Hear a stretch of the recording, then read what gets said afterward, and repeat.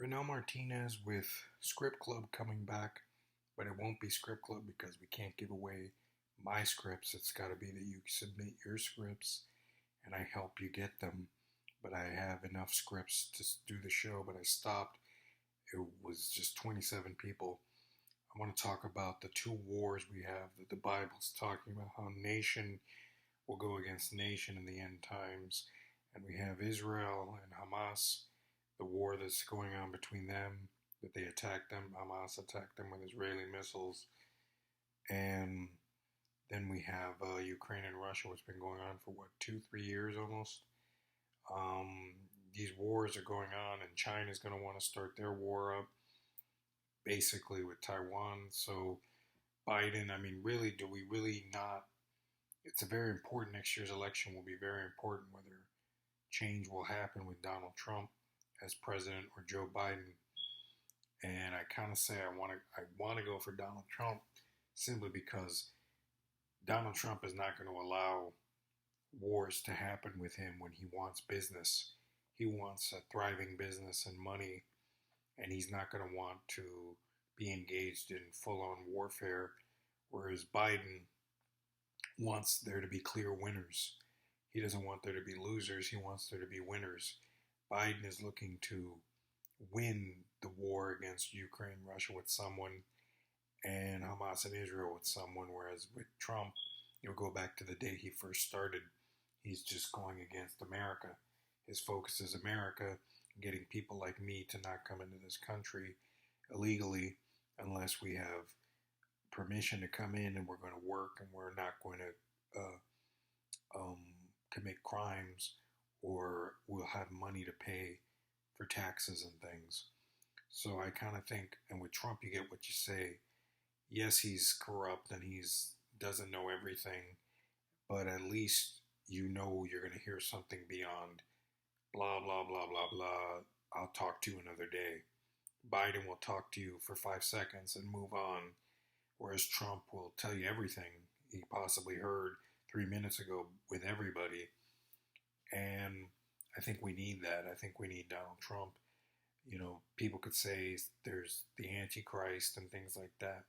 Trump could be more of a,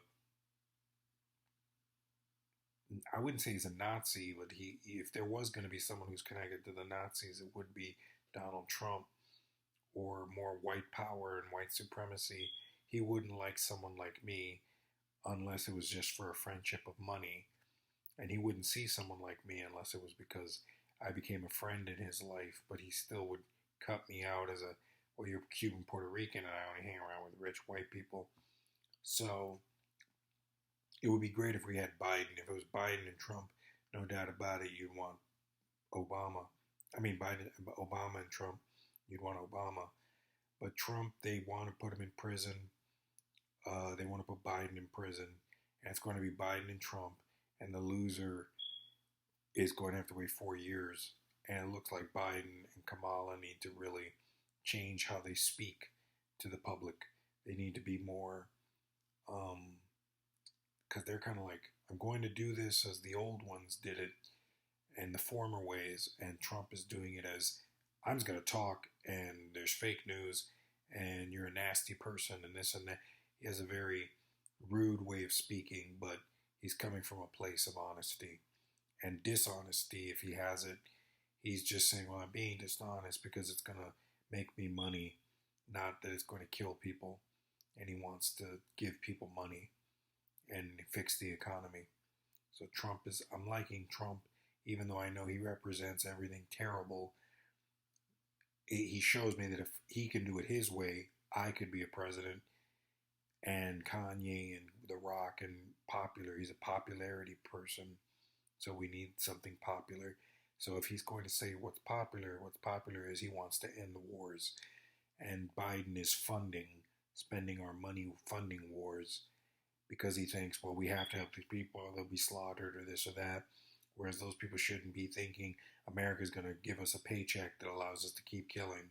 They need to be thinking about military devices that can help them change the war without getting blown up by a nuclear attack. So that's it. Heat. Yeah, we're talking about movies. Heat came out. I wanted to use Kelly Berglund, one of the most beautiful, sexiest. Goddamn, she's so incredibly. Just look at her, crazy, sexy woman from Heels. She'd be great in Heat, playing a police officer. Pacino could be in it. Val Kilmer can be in it. There's already a Heat 2 that was a novel. I want to do something that's a Heat that doesn't destroy that novel, but kind of does what I want to do with Heat and create a kind of great robbery with chains and helicopters and awesome stuff. So Heat, I hope it can work out with Kelly Berglund and Pacino and Kilmer and myself and Nolan and Michael Mann. So that'd be great. So that's it. That's all. This was an update about Trump and Heat. And also, I want to make one final suggestion.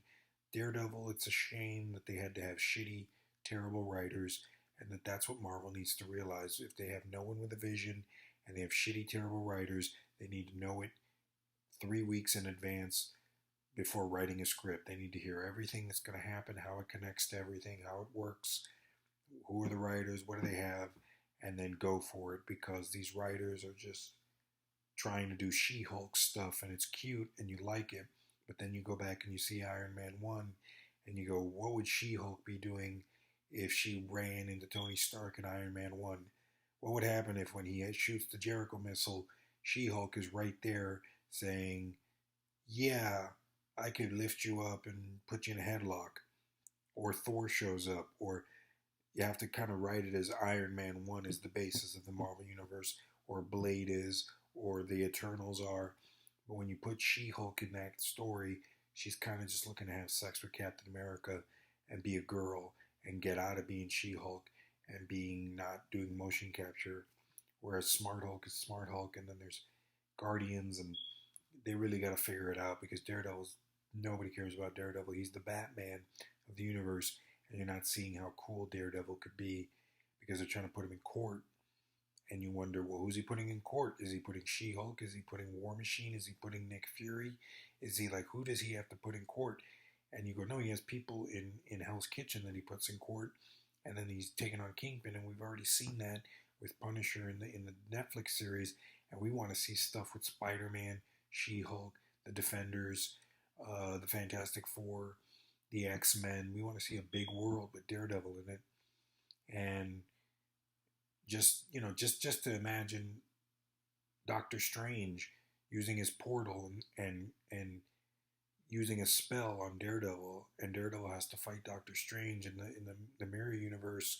How does stuff like that work for Daredevil?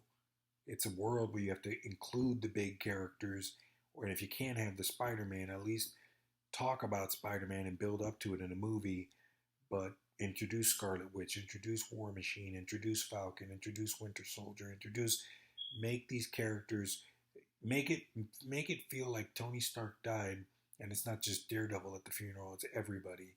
Put everybody in the Daredevil Born Again franchise, but make it the Daredevil such a cool character. He is our Batman, he is our awesome one, and we kind of just see him as a boyfriend who had sex with She-Hulk, and we don't explain how the hell he was Matt Murdock from Ben Affleck's Daredevil, or Matt Murdock from the 60s, if it was the comics, or Matt Murdock. We need to establish Matt Murdock first. So that's it. But definitely Spider-Man and Daredevil need to be together, and Kingpin. So look at, Across the Spider-Verse, Miles Morales, things like that.